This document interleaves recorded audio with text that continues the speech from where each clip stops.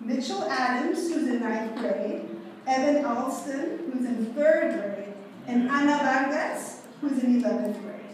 And this was their assignment. They were supposed to write a letter to someone 20 years in the future. So let's hear what they tell people 20 years from now. Will Mitchell, Evan, and Ana please come up?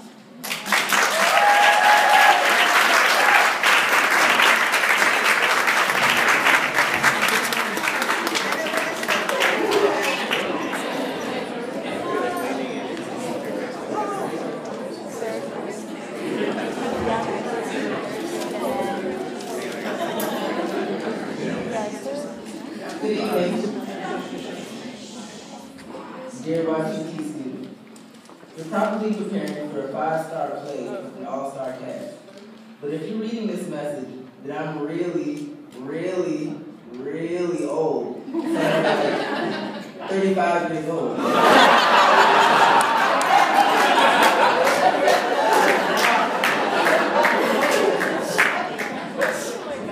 But look no further, because you're in the right place. I joined YPT on October 16, 2014. YPT has been doing something with me that they have been doing for over 20 years, and that's bringing dreams to life.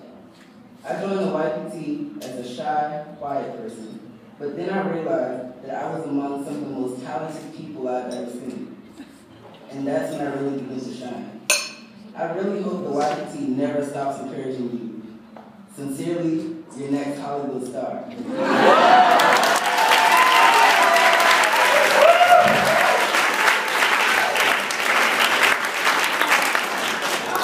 That's awesome.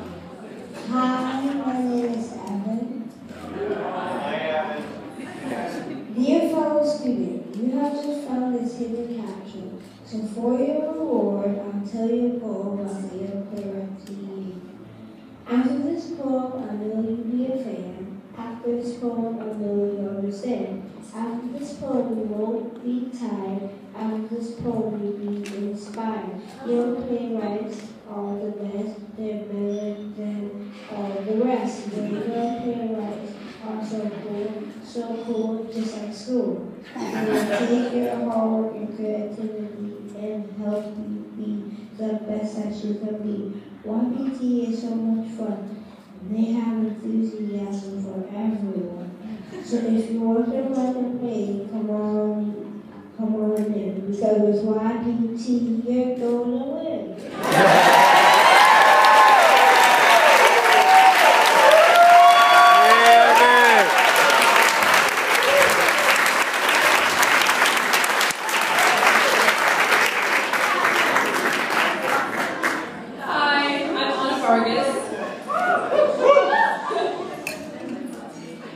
Dear future YPT student, I was once in your shoes. I wrote a play. I wrote a play because in my 8th grade theater class, my teacher always brought in this non-profit organization called YTP, or something like that, to teach her full-year theater class how to write a play. I had never written anything outside of my English class before, and I had never been entirely confident in anything I did, but I said to myself, why not? A few months later in my science class, my teacher got a frantic call that me and this other kid I barely knew named Sam needed to come to the theater right away. I was confused and nervous that somehow I was being kicked out of our school's production of Mulan, but the results were fantastic. Sam and I were both finalists in the New Play Festival. I was so excited that I had taken this chance and that I also got to miss my pop quiz in science. My play didn't end up winning, but it was read twice in YPT Productions, and I got to meet all the awesome people that worked there. And when they asked me to be on the student advisory board, I said, of course. It's been a little over 4 years from the moment that I met that other kid, Sam, my theater teacher, in the hallway and received some of the best news of my entire life. Since then, I've written a novel, a screenplay, and 2 more plays, one of which I produced and co-directed at my school because why not?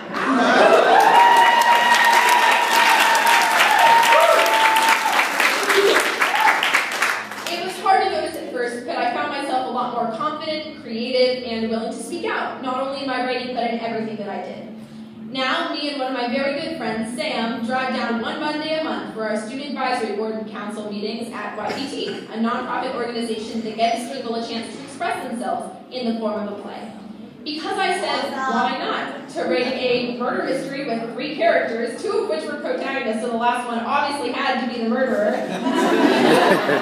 I was able to take a leap and do something that allowed me to change for the better and make new friends along the way.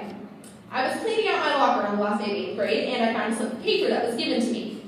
It was the final draft response sheet on the play that I wrote, the one that I didn't think would get past the first round of judging. I have it to this day. And every once in a while, I like to look at it and remind myself that sometimes we need to take chances and say, why not? Because we all grow. We may grow at different rates and in different ways, but if you're able to use your voice through whatever medium you enjoy, it will most definitely help you through some tough times. I know it did for me, so hopefully it will for you as well. Sincerely, Anna Vargas. P.S. Are the beanbags still there in the offices? I've always liked the beanbags. You should go sit in one. They are very comfortable.